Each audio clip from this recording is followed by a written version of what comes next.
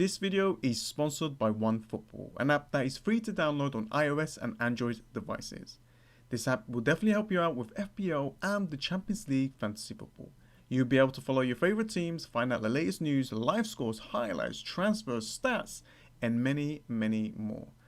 If you're interested, there will be a link in the description below. Thank you. Hello ladies and gentlemen, and welcome back to Fantasy Football, and welcome to my video, and a happy new year. So in this video, I want to talk to you guys about a lot of things. Number one is my channel update on what's going to be happening in the next few months. And in the second part is I want to quickly talk about Gameweek 21 and see how well my team performed for that week, and then move on to Gameweek 24, because I know for a fact that there's a lot of FPL managers out there are focused on Gameweek 24 a lot. And they are skipping Gameweek 22 and Gameweek 23. And that is a massive problem. So what I want to do is basically create like a strategy, create some kind of plan, like a transfer plan leading up to Gameweek 24. So we need to look at Gameweek 22 and 23. So I want to try and like get in as much as points as possible leading up to Gameweek 24. As you all know, Gameweek 24 is the double game week. So that's the plan for this video. Here we go. Oh, just one more thing. Do you guys want me to create like a wildcard draft video or slash a video where I talk about some of the best transfers to kind of look out for in the next coming game weeks? If you like the sound of that, then drop a like on this video. So first up, the channel update. Now, 2019 was a fantastic year for me, and I think if it continues the way it's continuing, 2020 is gonna get bigger and better. Now, what I wanted to do in the next coming months is help talented people, not only for people who loves FPL, but people who loves creating UI designs. So I'm going to be looking for people who loves creating UI, intros, outros, transitions, logos, emotes, things like that. So I'm going to reach out, not now, I'm going to reach out later on, maybe at the end of this month, and basically work with talented people like that, and basically try and promote them as well. And for people who is creating content on FPL, I would love to work with people who's creating videos on YouTube and basically give my feedback to them, and look and find people who is like dedicated and people who loves to help people out and actually deserves that little bit of a boost. I'm going to be looking through and I'm going to be finding out who needs that extra boost and help them out. And that's what I was thinking to do. I want to help the community out even more. So that's the kind of the goal for 2020. And the last thing is, as you all know, I'm starting to go back into live streaming. And what I would like is, I would like around 8 to 10 people that wants to be my mod.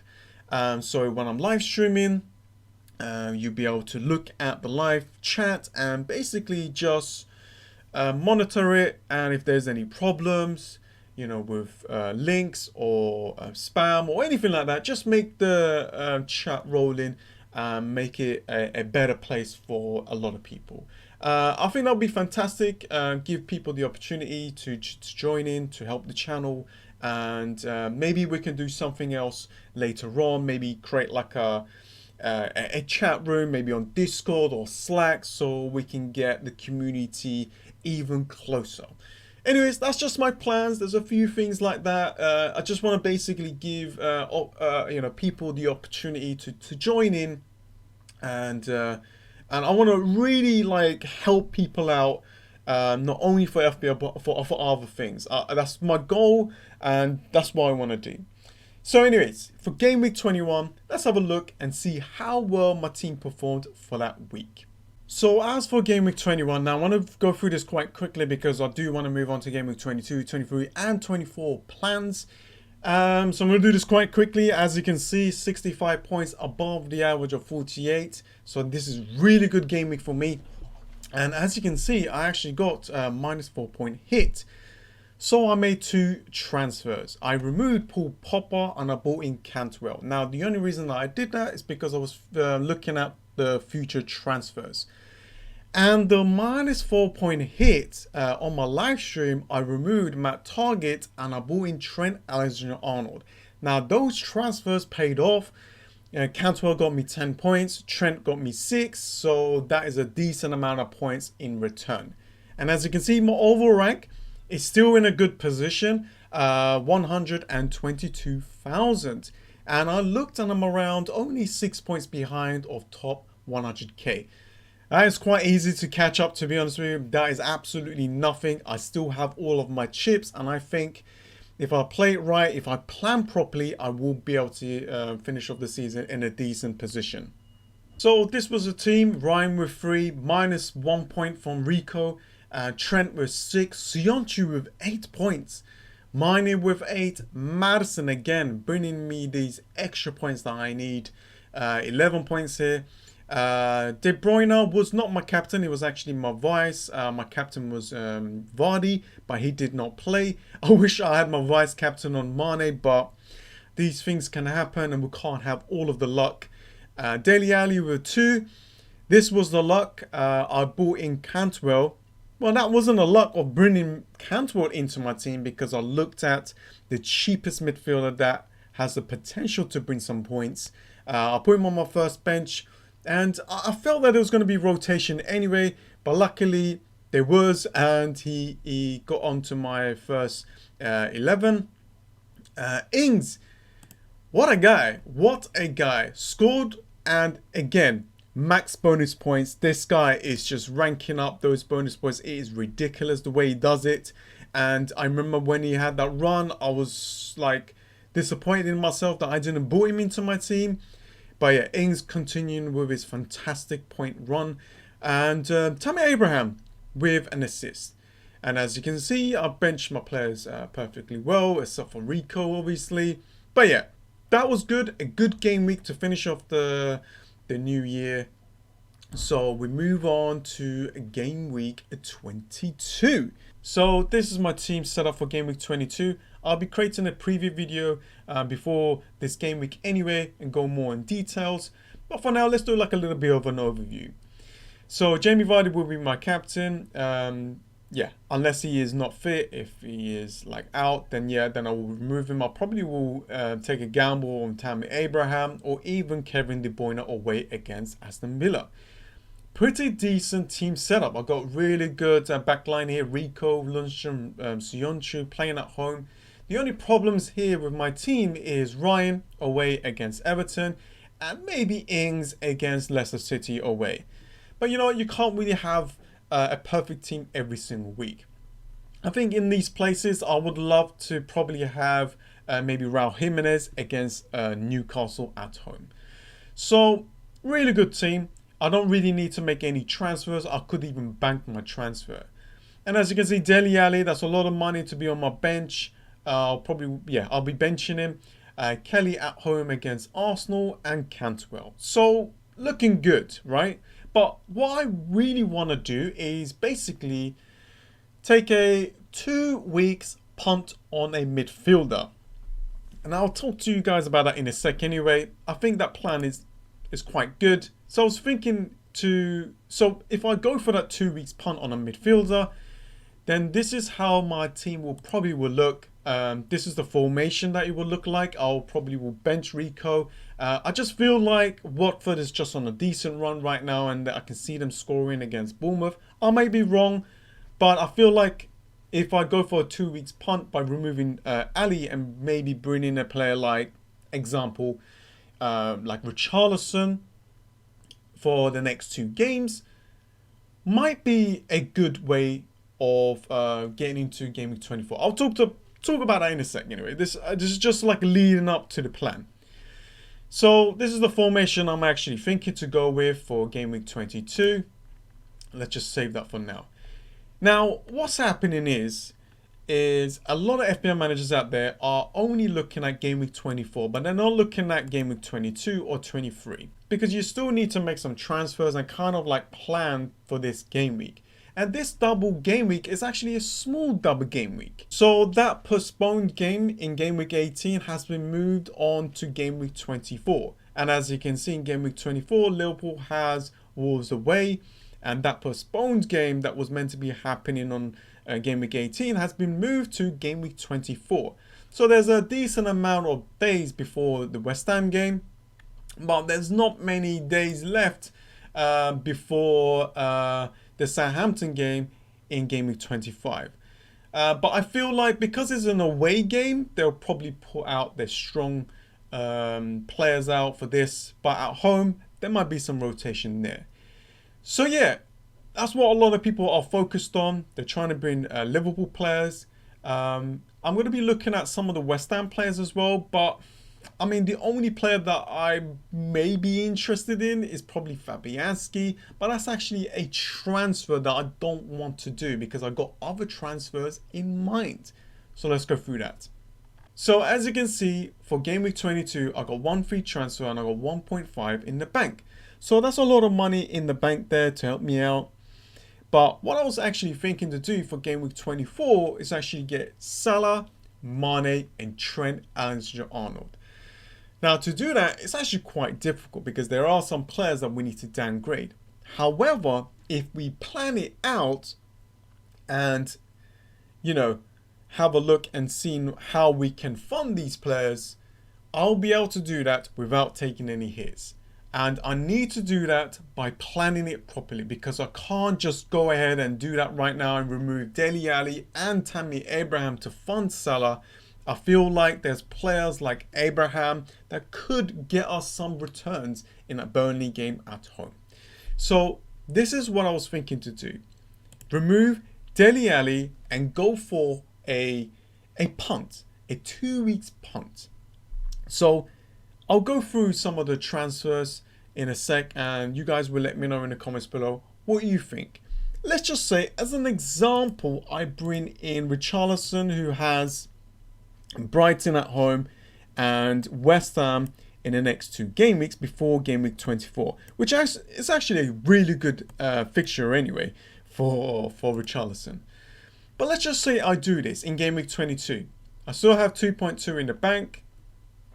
And what I was thinking to do is make this transfer, bank my transfer in game week 23, and then remove Tammy Abraham and Richarlison and bring in Salah. And as you can see, I got 5.7 for attacking position for my forwards. And there's not really a lot of options here, I'm afraid. What I was thinking to do is just bring in Ayew, because if we look at his fixtures, you know, he's a cheap player that could be on my bench, 5 million. And as you can see, for game week 24, Southampton at home, then Sheffield United at home, Everton, then Newcastle. That's actually not too bad for Crystal Palace to get some returns, or this player to get me some kind of returns. Now, Jordan Ayew might not be on everyone's list, but this is how much I have. If you have a little bit more funds, go for Calvert-Lewin. I wish I had the extra funds to go for him. Maybe Maupay. As you can see, Brighton's fixtures are looking really good. He could get some returns. So you could get a better, really cheap striker there. But let's just say there is an injury that is kind of stopping me from getting Salah. I've got Richarlison here and I bank my transfer in game week 23. Then I can still remove Richarlison, and maybe I'll remove Kelly, and I'll go to the safe pick and bring in Robertson, and I can go for any other midfielder, and I'll just decide on what I want to do. Maybe take another punt in the next coming game weeks. So that is the plan. So I still have a decent kind of way to get 3 Liverpool players. But my main goal is to get Salah. If I can't get Salah, I'll just go for Robertson. I could still go for Firmino, and that's actually quite easy for me. I can just remove Tammy Abraham, and as you can see, I can just bring in Firmino. Maybe Firmino might shine. You know, he does really well away. As you can see, most of his goals and like points has been away against Chelsea. Scored a goal away against Burnley, scored a goal and an assist, away against Southampton. I mean, there's a lot of away against Crystal Palace, and both of those fixtures, those double game week fixtures, are away. So maybe this could be the one. So I could maybe just remove a Dele Alli, go for midfielder, and in game week 24, I'll just do one transfer and remove Tammy Abraham. So that was my plans for any kind of situation. Now for a 2 weeks punt, these are some of the players that I'm thinking about. Richarlison, actually Jack Grealish, yes, against Manchester City is not going to be their best option, but Brighton away, Watford at home, this could help me out.